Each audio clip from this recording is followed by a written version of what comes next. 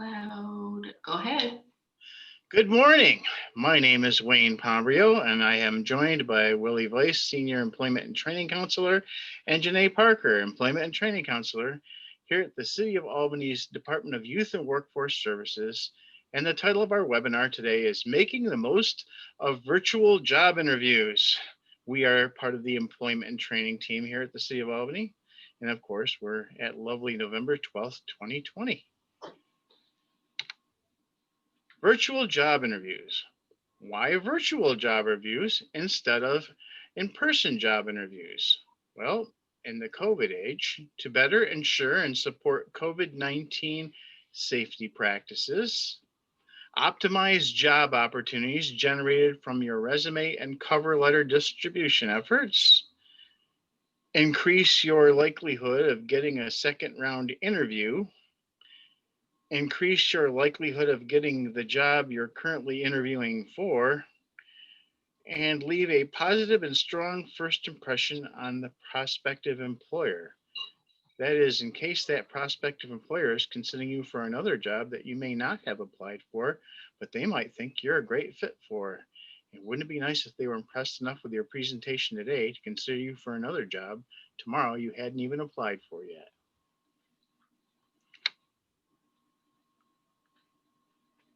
Video interview tips. Practice, the most importantly, practice and critique yourself using digital video. So yeah, we're recommending that you actually sit at home with some sort of computer video utility or your own phone's video and record yourself giving your presentation and critique yourself. Find out what your facial expressions are. Find out how good you are looking at the camera. That's an important thing to know in a virtual job interview because the camera is the person's eyes. Find a private, well-lit place free from possible interruptions. That's pretty important. I mean, obviously you don't want a child to be screaming in the background, even though we love our children. But wow, that's what their home's like. Do I want that in my workplace? Employers are pretty judgmental that way sometimes. They shouldn't be, but they are. Also, you want to make sure that nothing you've set aside this time to commune with this prospective employer. You want to make sure that they're the most important thing going on in your life at that moment in time, and that they get that impression too.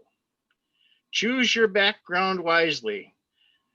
So, if the video room you've decided to do it in is cluttered with Lord knows what, or in a state of extreme interior redecoration transition, but not quite the finished product yet, probably not the best room to conduct your videoing. I mean, maybe it's even better to put sheets up if you really, that was the only room you had to conduct it in, than have all of this clutter exposed or things that were unattractive to the eye. Ensure your internet connection is stable. There's not much worse than going to do a video interview and finding out that you don't have good quality internet for the interview, and your picture and or audio become very grainy, distorted, and unintelligible because of it. So ensure your internet connection is stable before you start the video. Check that your computer's audio and mic is working. Can't see you, can't hear you. All would be huge technical problems starting a video with a prospective employer. And remember, when you're being interviewed by an employer, you're making a first impression. The most important thing to remember about first impressions in the world of business is you don't get a second chance at a first impression. Test your computer's webcam. Make sure that it's set up and focused properly, that it's aimed properly, that it's not aimed at anything in the room that you wouldn't want it to be picking up, that it picks up your face so that you can convey your facial expressions. Remember that the camera is the eyes of the situation, and it's your audience's eyes too. So it's important to have frequent webcam contact with your eyes. You don't have to stare into it, but you do need to have some quote unquote eye contact, even, or should we say camera contact. Close any unnecessary web browser tabs and applications. This is a cardinal no-no during job interviews. You have to rifle through material to get to something and you accidentally toggle the wrong window. Well, nobody wants to see what's going on in your personal email during a job interview, and there may be some things in there you wouldn't want an employer to see, so why even have it open? Also, it's less to toggle through when you have to get to the interview. You got to show if in fact you need to navigate away from the window at hand, which is probably pretty inadvisable all in itself under normal circumstances. Dress professionally, at least from the waist up.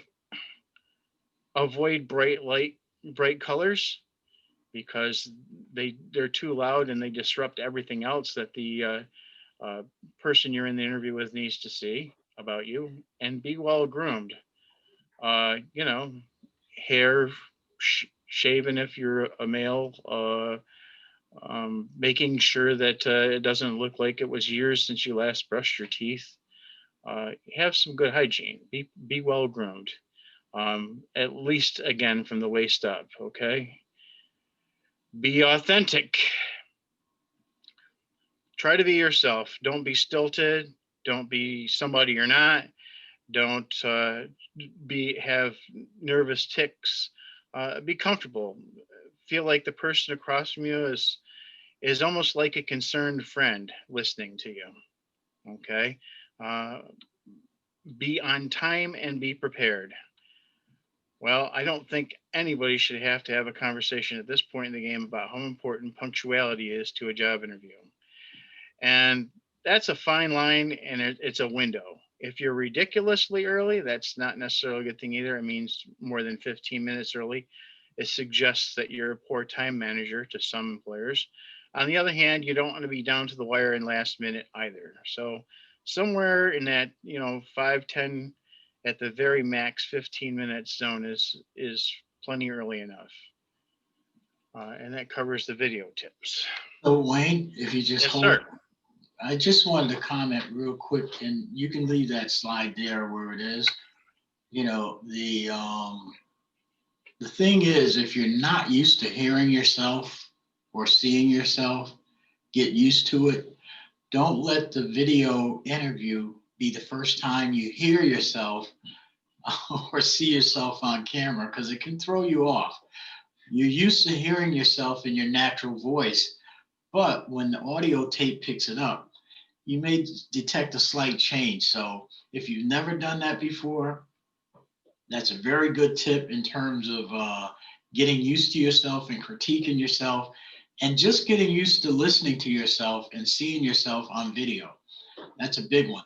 And the other thing I totally think that is important is, making sure that your technology is in place. Give yourself enough time, even if it's the day before. Just make sure all your connections are in place. And as Wayne said, you want to make sure that all those other windows are shut. You just don't want family photos popping up on you or anything like that. So very good tips, Wayne. Appreciate it. Thank you, Will. Video interview tips. Awareness of body language.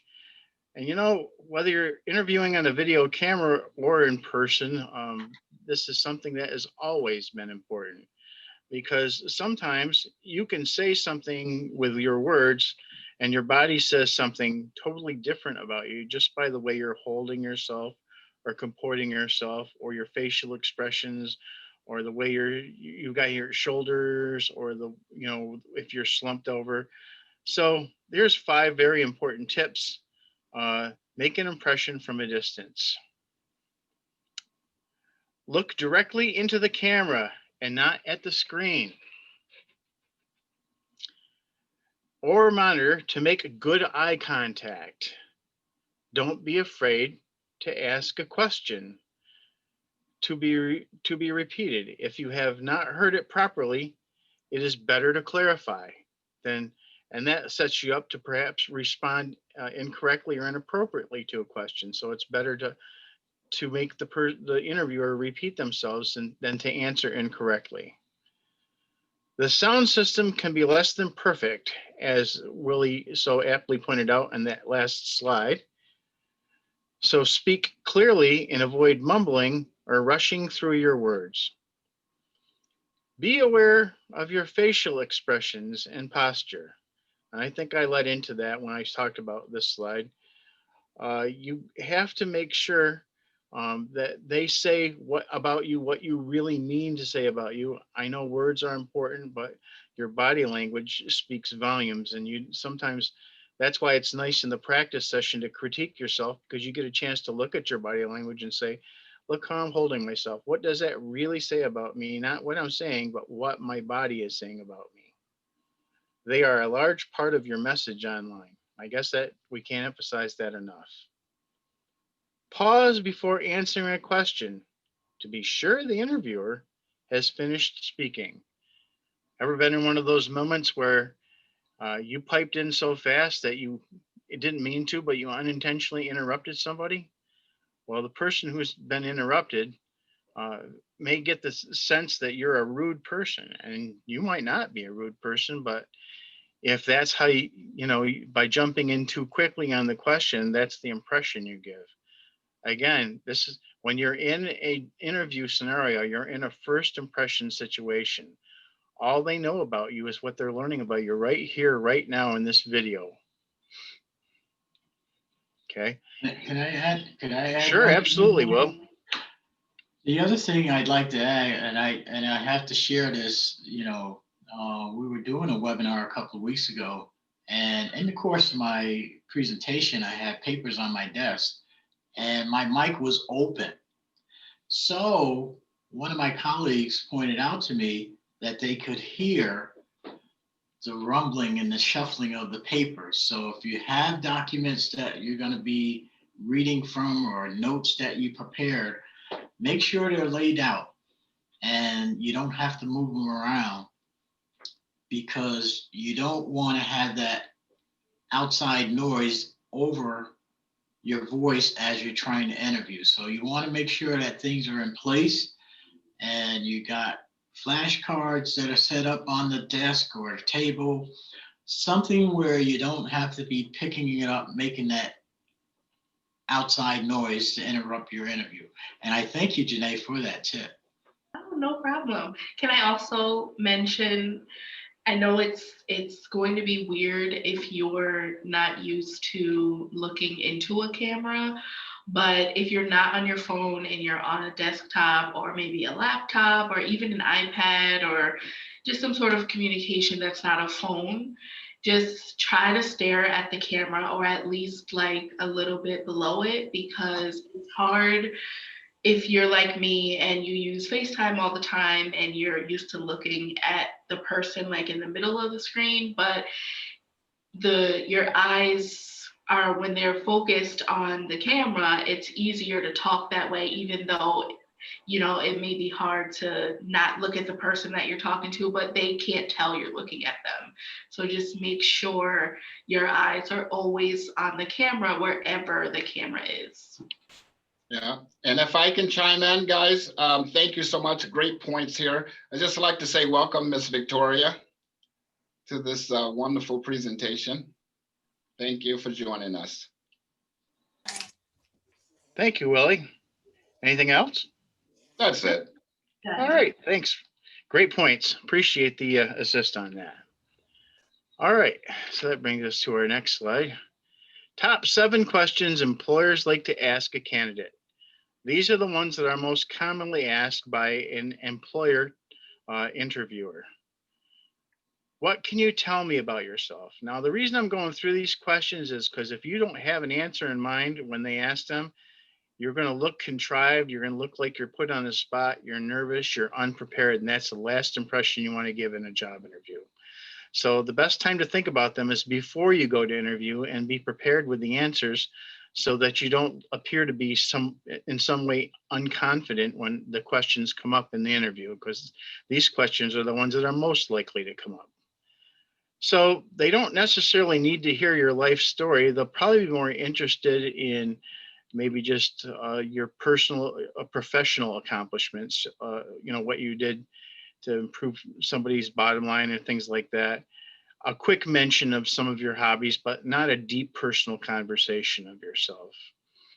Those are the types of things you would respond to a question like that with. Why did you leave your last job? And again, you want to think of a happy, positive, upbeat reason why you left your last job. You don't want to go into a big tirade of, oh, I had this acrimonious relationship with my previous employer, and we basically had a knockdown drag out, and that's how I wound up in this video interview with you. That's not what a future employer wants to hear. They would consider a person who responded that way potentially toxic to their own workforce. So again, have a happy, positive reason why you left your last job in mind. Maybe it was, I needed to spread my horizons. I needed to realize professional growth, and I felt like I wasn't doing that in my last position. So this is what I'm hoping to achieve in my position with you. What are your greatest strengths? Well, that's an easy question to answer. And, it's important. I mean, certainly everybody has strengths. So you would want to talk about the strengths that would contribute the most to the employer or company's bottom line. Okay. What are your greatest weaknesses? Boy, employers love this question. And it's really, in a way, it's a loaded question, because you can't sit there and say you have no weaknesses, because that's not the answer they want to hear. They say, well, that's the most arrogant person I've ever met. Everybody has weaknesses. But you want to talk about weaknesses that maybe in some way offhandedly put you in somewhat of a favorable light with the employer. Like you might say, while I'm a team player, I have a tendency to want to put all of a project on my shoulders when I feel as though we're not meeting deadlines and timelines, rather than let the team pick up the slack and work more and take more of a team approach to catching up. And so I'm constantly engaged in trainings and things of that nature to make myself better in that regard. And that's, again, a weakness. That means that it sends a message that you're a can-do person to the employer, that you would prefer, you'd like to be a team player, but you're mindful of time management and deadlines, maybe to the point of potentially obsession, but you're using training to correct that tendency. Why do you want this job? What is your value to the employer? That's really what that question is asking. It's not, I think the wrongest answer you could give here is because I need money or I need more money. Okay, of course, everybody needs that. That's why they got a job. But I think what the employer is hoping to hear when they do this is, what new ways are you going to help yourself and or the company, or maybe in tandem with each other, grow professionally, to be able to improve the bottom line of the company and to improve your own professional growth and development simultaneously in concert with each other. Where do you see yourself in 5 years? That I consider that somewhat of a trick question. I once responded to that question in an interview, and I got the job, when I said, really, I'm only allowed to commit 5 years of my life to this job? I was hoping to make a career here. That sends the right message, doesn't it, folks? That means you're not just using this job as a hop. You want to stick around. You want to grow, and you want to be a part of the company culture. But you might say, I'm hoping that in 5 years, I'm realizing some level of personal and professional development within this organization, and maybe somewhere down the road, 20 years or so, position for management level jobs. I want to grow with the company. I want to make this my home. What is your dream job? Well, I think the employer is probably hoping to hear that the job that you're applying for is either, or it's at least akin to your dream job, because if not, they'll already get the impression that you're probably not a very good fit for the job that you've applied for. So I'm not telling you not to answer this question honestly, but you might have to feather the answer to this question a little bit, depending on the type of job you're applying for and the reason you're applying for it. Does anybody have anything to add here? All right, well, then I guess we'll move to the next slide, which is, this is a great Zoom line interview tips. This is a 12-minute video. And I think it says, well, a lot of the points that Mr. Weiss had already echoed about online interviews. I like the way she encapsulates it. I like what she says about how to use notes and cue cards, and in a way that helps you keep your eyes available for looking at the camera, which, remember, is the interviewer's eyes. They want eye contact. So, like I said, this is a great video. If you're not getting audio, Nat, if you could let us know, either in text or what have you. I haven't started playing it yet, but it might take a few minutes for the audio. There's a lag when the video starts. Just please let us know, and we'll try to make other arrangements. And I'll let you know in the chat if we can't hear it. Yeah. Okay. These two strategies are going to make a world of difference in your online interviews.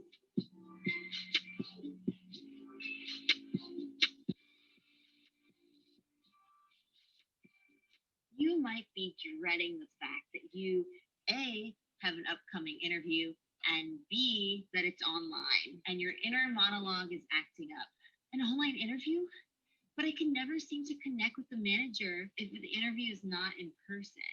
What am I going to do? The problem is not with the online interview. The problem is with the way you're interviewing and the way that technology is actually getting in your way instead of helping facilitate the success of your online interview. So in this video lesson, I'm going to give you 2 strategies that's going to help you leverage technology and use it to your advantage in an online interview. Just making these 2 simple tweaks is going to change the way you interview online. And this is valid across multiple platforms: Adobe Connect, Skype, Zoom, Webex, all those things. So as we know, online interviews are becoming more and more popular. They're a dime a dozen. Chances are you've probably already had an online interview. So many of you may be saying right now, yeah, well, I just interview so much better in person.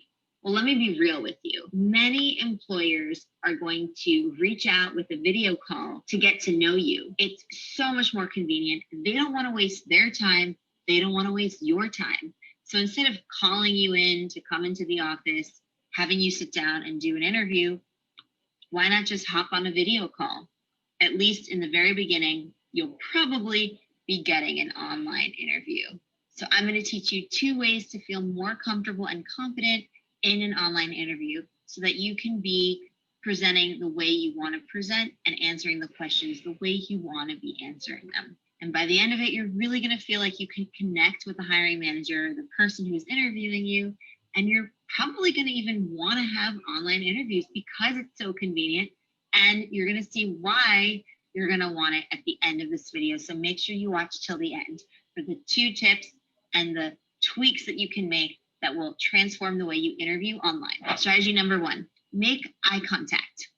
Or maybe it's more appropriate if we say camera contact, and you'll see why. So, as you know, in interpersonal communication, it is imperative that we make eye contact.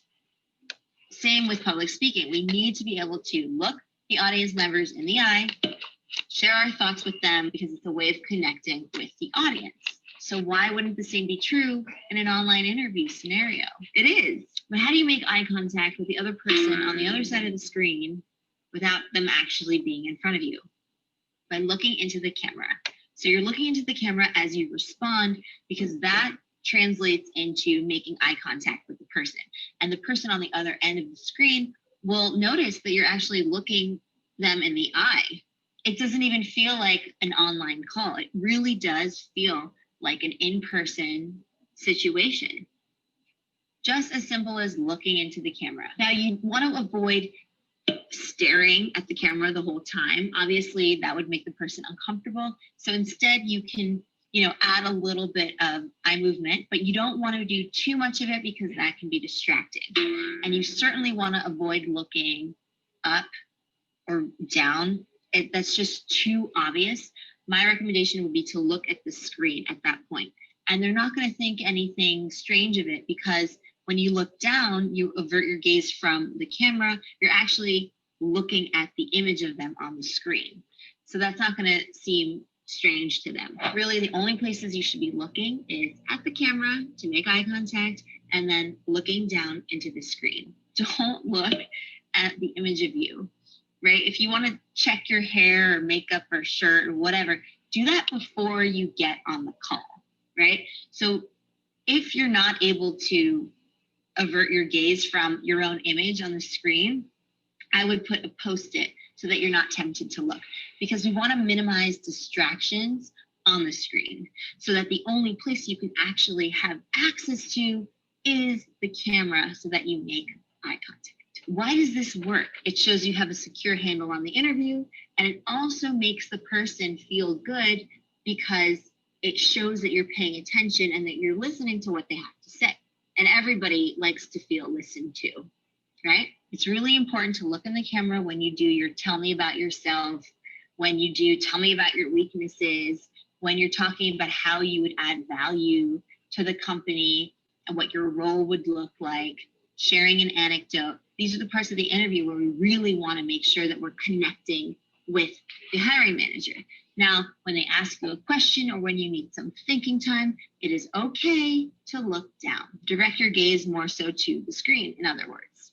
So to sum up strategy 1, you're making a point of looking into the camera so that you can essentially be making eye contact with the hiring manager. It shows confidence, it shows that you're poised, and it shows that you have everything under control, because you do. Even when it doesn't feel like it, you can really project that impression onto them by doing something as simple as maintaining eye contact. And maintaining eye contact will really give them the impression that, wow, she is really confident. He is really confident. So we all know that interviews can be uber stressful. And for some people, it's even more stressful when they feel like they can't connect with the person who's interviewing them because it's not done in person, right? In an online interview situation.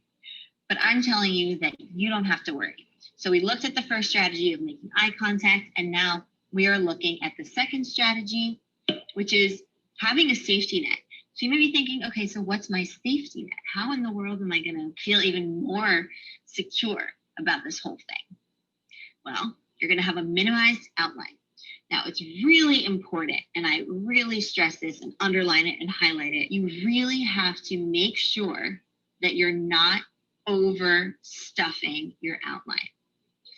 And outline is probably a generous term for it. What you really want is to have a few talking points. You don't know what you're going to get ahead of time in terms of the questions, but you have some sense as to what you'll be speaking about.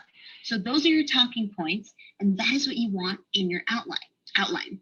Okay, so make sure that it's not more than 5 words, because then you're going to fall into the trap of reading off the screen, and that is super obvious. Right? Reading eyes. You see it sometimes in newscasters when they're reading the teleprompter. You want to avoid that because it is really obvious. So instead, you have just a few points, right? These can also be images for the more visual explorers out there, right? Just put an image that, again, it doesn't have to make sense to anyone else. It's about allowing you to see that image or see that word, and then it jolts your memory, and then you're able to speak to it. Once you have your few talking points, that is when you minimize it and you get it to fit all nice and tightly into a square. And here comes the fun part. You take that minimized screen and you overlay it onto the image of the person, right? Because think about it, you have a maximized window, and then you have a smaller version in a PDF file or a Word file of your talking points, and you overlay it onto the image of the person that you're interviewing with. And you might say, oh, but I'm not gonna be able to see them. Honestly, it'll be more distracting if you are looking at them constantly as opposed to looking into the camera. Every now and then, you can take your mouse and discreetly move it so that you can see their expressions. But as much as you can, take your talking points and put that there so that it will minimize the distractions that you have on the screen, and then it gives you access to look at the camera. that is where your gaze should be for the most part, right? Again, we're not staring. Why does this work? You have the security of knowing that your outline is there, that your talking points are there should you need them, security net. And this is also important because you're not tempted to look anywhere else other than their eyes when you're responding to the question. So some of strategy 2, doing this minimize talking points window action is really going to give you the peace of mind to respond in a way that you're proud of, that you feel reflects your experience, your expertise, your background, your skills, why you're a good fit for the role in a great way. And it also helps guide your gaze to the camera where it should be most of the time in the interview. So to quickly recap, the problem that we're trying to solve is to figure out a way of getting you to be more confident and comfortable in an online interview, thus giving you a higher success rate. And we have 2 solutions as to how to address that. 1, to make eye contact by looking in the camera, and 2, to minimize your talking points. Minimize your talking points, minimize distraction. So for the first strategy, it might be a little bit strange at first to try to make eye contact with the camera to even look there, but you will get used to it and try it out with a friend. Really try to do it. Make it a point of looking in the person's eyes by looking at the camera, because it is the difference of looking at somebody's shirt and looking them in the eye. So which one are you going to look at, their eyes or their outfit? Their eyes, you guys, right? As for 2, minimizing your talking points, be really, really strict about what goes in there. You don't want it to be a crutch. The reality is that you're already prepared for the interview, provided that you did already a lot of the heavy lifting beforehand, right? This is really only to get you in the right headspace and to make sure that you can fall back on looking at it if you were to need it.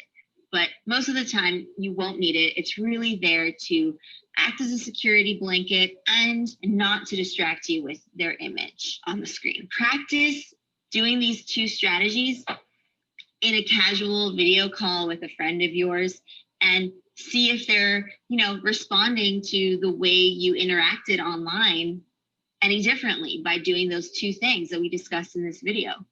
And you can always just put in a couple of talking points, things that you want to share with your friend, some catch-up points, and see if, how it works for you.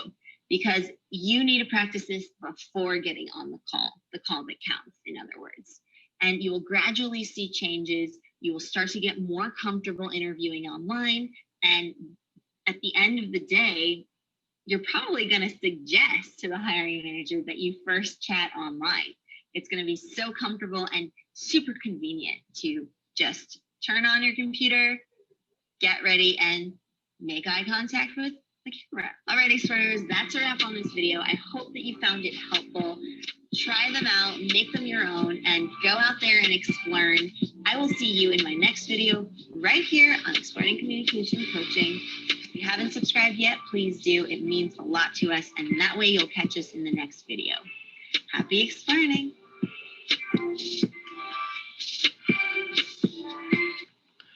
All right. I think that pretty much says it all. It echoed a lot of points that Willie Weiss made earlier. I thought that was a very informative video. I'm going to open it up to questions and answers after this slide. So if there are any, we'll ask for them then. One last slide, important stuff though. Typical questions recommended for a job seeker to ask an interviewer. You mean I get to ask an interviewer questions? Absolutely. And how else can you better express interest in the job you're applying for than to ask questions about it? So, and the nice thing about these questions, the way they're set up, is they not only provide you the answers with pertinent information you need to know how well you fit with that company's vision and culture and things of that nature, but it also shows the employer, because of how the questions are framed, that you care about this job and this opportunity and that you cherish it. And it's not, you're not just going through the motions of going from interview to interview, but that this is actually something that's pretty special to you and important to you. Number one, What do the day-to-day responsibilities of the role look like? Nothing worse than accepting a job and not knowing what that job entails. So now the employer gets to be specific about what their expectations are. And when you get into salary negotiations at the very end of the process, you get to see how their salary expectations square with what their duty expectations are. Also, it shows that you're not walking into this just expecting a paycheck, that you want to know that in doing your part, that you're going to build a long and mutually beneficial relationship. What are the company's values? What characteristics do you look for in employees in order to represent those values? This is a culture question. And it's pretty important because if you're a type of personality that doesn't fit well with that company's culture, then you may not have a long-term source of employment here.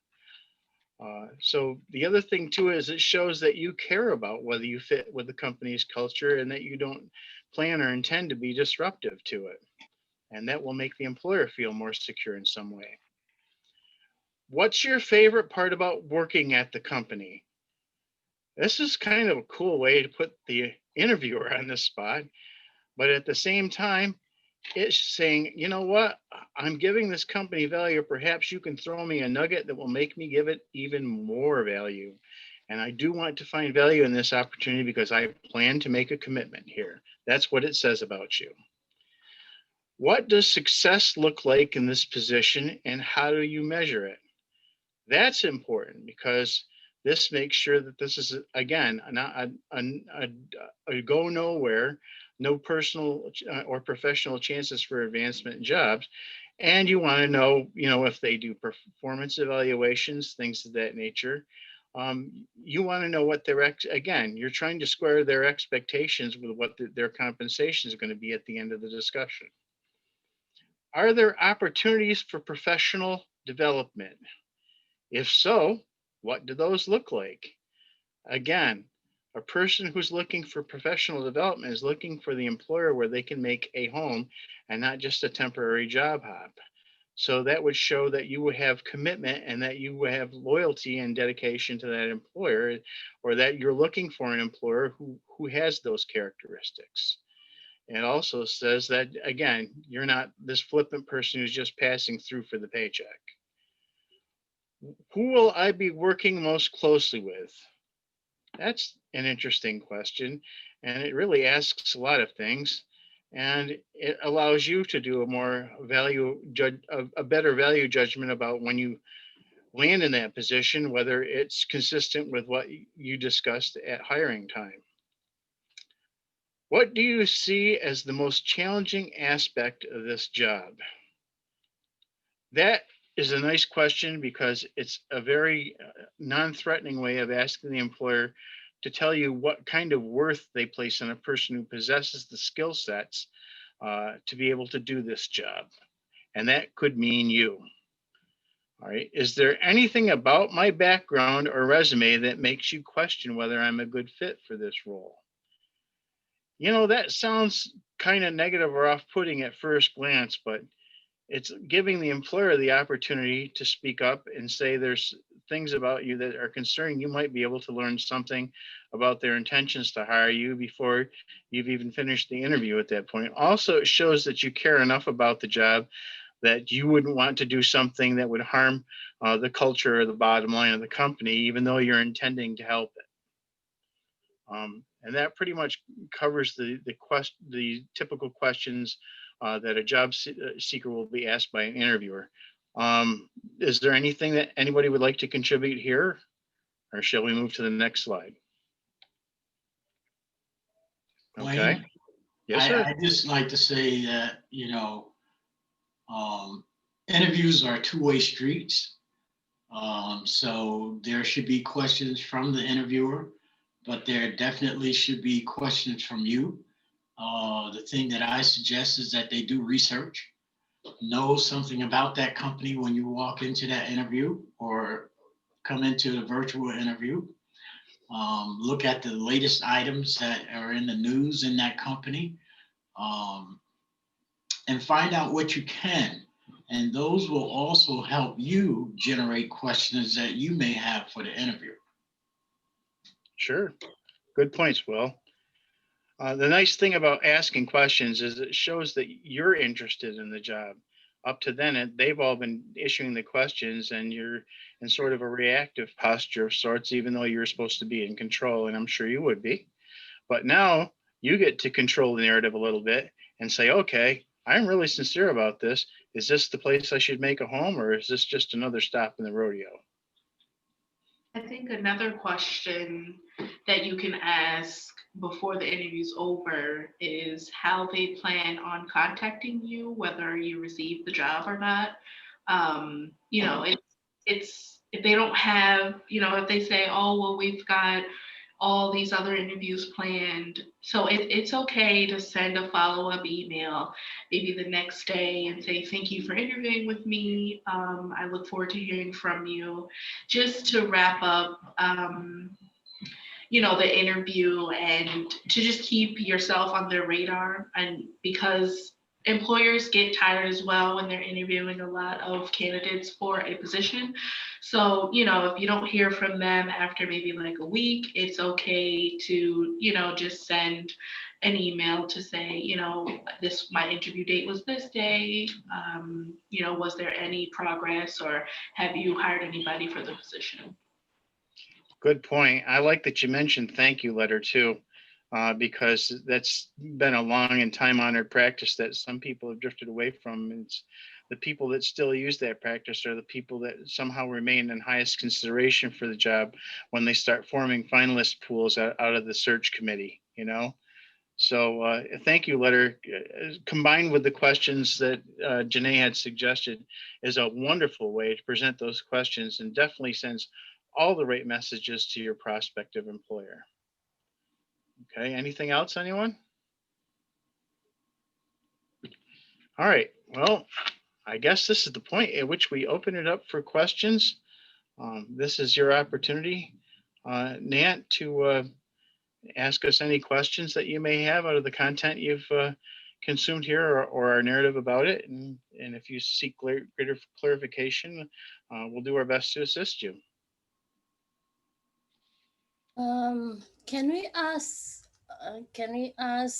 or it is appropriate to ask, what is the beneficial, what is the benefit, or how much they're going to pay, or in a 6 months, or in a near time future, how much are they going to raise their pay, or something like that? It is a good question to ask, or?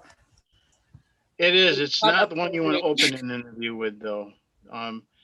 The way this works is you want to give the employer the impression that you've put their needs first, and the discussion about your needs is going to come last, because you want to make sure that they have some level of commitment to you before you engage in a conversation like that. Otherwise, you could potentially run off an otherwise interested employer. So I'm not saying it's wrong to answer them. What I'm discussing with you is the timing of asking those questions. I probably wouldn't ask those questions in a first round interview, okay? But I probably would consider answering it if I'm told I'm in a finalist pool. Then we're getting to the point where it's time to start having those discussions at the end of that round of interview, not at the beginning. Yeah. I mean that too, before the end of the interview. Because sure, I don't think I've ever asked that. Ask if you have any questions or if you have any comments at times. Sure. Does that help, Nat? Yeah. Okay. Also, it's okay to ask that question because a lot of people want to compare, like Nan said, the health benefits.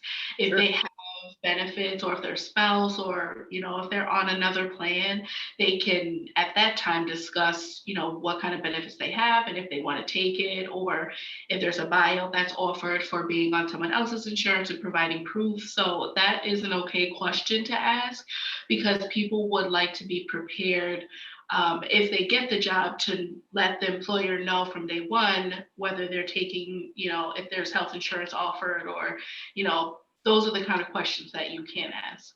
I would never say the question is wrong, but I would say that the timing of the question is important though, in terms of where it comes in the interview. Mhm. Okay. I would never put that question up front. Never. Not up front. Not up front. Nope. That sends the wrong message about you and your intentions to the employer entirely.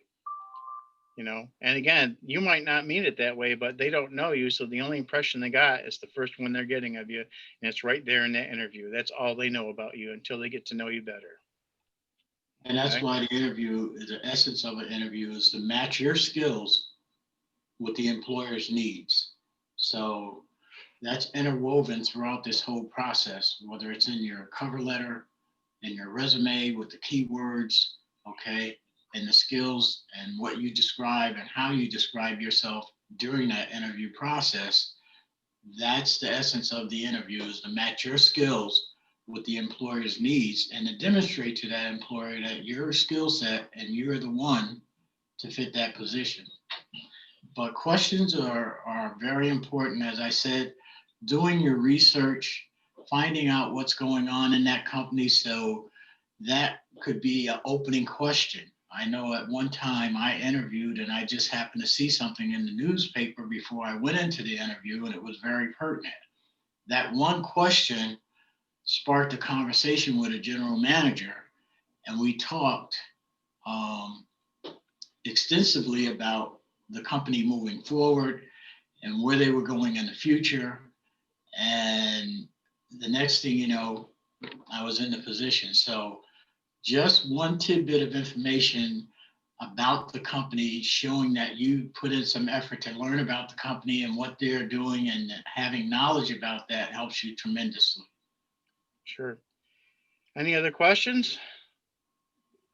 I have a question. Sure. Liliana, are you there? Ms. Painburn?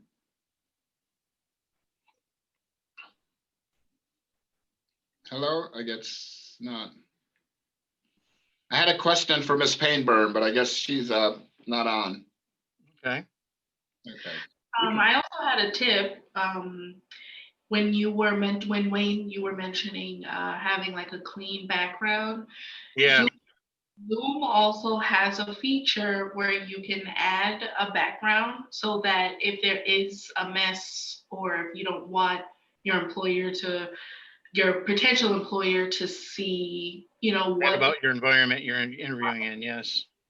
a professional background, so that they can only see that background there. If you don't have like a wall like this, or just if you have things that you don't want them to see, then you can also add a background to the Zoom call. Sure. Okay. Any other questions? All right. Well, I'll let Janae take over from here. Thank you, everyone. You're welcome. So again, this is our last webinar that we'll be giving in this series for October and November. We will be coming back in the future. We will be coming back in the future for future webinars. They'll be, a little different, but same content. If you want to email us for any reason, for employment opportunities, because we have hot jobs that we get every week for open, available employment opportunities, you can email us at albanyajc@capreg.org. If you don't want to email and it's easier for you to call us, you can call us at 518-242-8228. That is the line. Most likely Mr. Weiss will be answering that number, but he can relay the message to the whole employment team. You can contact us on either one of our social media accounts, either Facebook at City of Albany's Youth and Workforce Services, or our Instagram at Albany_YWFS. And for appointments only for the Wkfrce location, it's 175 Central Avenue on the second floor. For our youth office, it's 382 Clinton Avenue, but everyone that is on this call that is part of our employment and training team is located on Central Avenue. So feel free to email us or call us anytime, even after this webinar, because we will definitely have employment opportunities available and be able to answer your questions about training opportunities and employment opportunities. Okay. Thank you, Janae. Mr. White, Liliana said she's only listening. Yeah, I got her message. She sent it to me. Okay, she sent it to everyone. So. Okay, thanks. Yeah. All right, Wayne. Do you have anything else? No, I'm pretty much set. I'd like to thank Liliana and Ant for joining us today. And to mention to keep your eye on your emails for future, shall we say, reruns of our workshops here, if you want a second go around them. Also, if you have friends that could benefit from this information locally, feel free to send them our way, okay? And we'll make sure that they get pointed in the right direction to get access to our workshops. Did you have something, Nat? No, that's okay. These webinars are also recorded. So if anybody missed any of the previous ones that we've done, then we can send them through email and you can watch them in your own time.